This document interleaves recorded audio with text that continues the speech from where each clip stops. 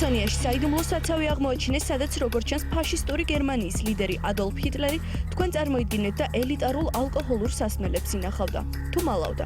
საცავი 1944 წელს შეიქმნა, მაგრამ ის მხოლოდ ახლა იპოვეს.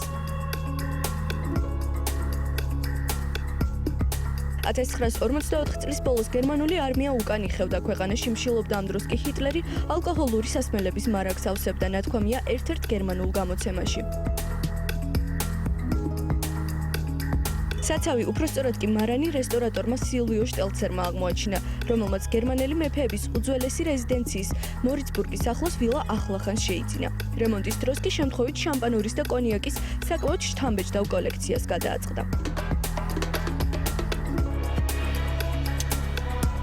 ერთი შეხედვით აღმოჩენა საკმაოდ უცნაურად უნდა ჩაითვალოს, იმის გარდა რომ ჰიტლერი მუდმივად დიეტაზე იყო, არც ხორცს მიირთმევდა, არც ალკოჰოლურ სასმელებს სვამდა და რა თქმა უნდა არ ეწეოდა. თუმცა თუ კი ფიურერის ერთ-ერთ მოახლეს დაუჯერებთ, მას ევა ბრაუნის გარდა რამდენიმე სისუსტე მაინც ჰქონდა. თურმე ნაცისტური მოძრაობის ლიდერი ღამღამობით სამზარეულოში იპარებოდა და ჩვეულებრივი მოკვდავების მსგავსად ტკბილეულს ჩუმად მიირთმევდა. ასე რომ გამორიცხული არ არის, რომ ალკოჰოლისადმი მკაცრი დამოკიდებულების მიუხედავად წესებს ზოგჯერ ჩუმად ამხრივაც არ ღვევდა. კიდევ ერთი თეორიის მიხედვით კი ძვირადღირებულ სასმელებს ჰიტლერი უახლოესი წრის წარმომადგენლებისთვის ინახავდა.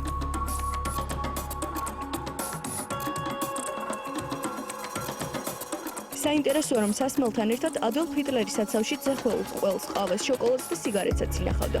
მოკლედ ყველაფერს, რასაც წესით თავად არ მიირთმევდა. შიმშილობის დროს პროდუქტები საცავიდან გაიტანეს, შამპანური და კონიაკი კი დარჩა. ახალი მფლობელი ჰიტლერის სახლს სავარაუდოდ აუქციონზე გაიტანს.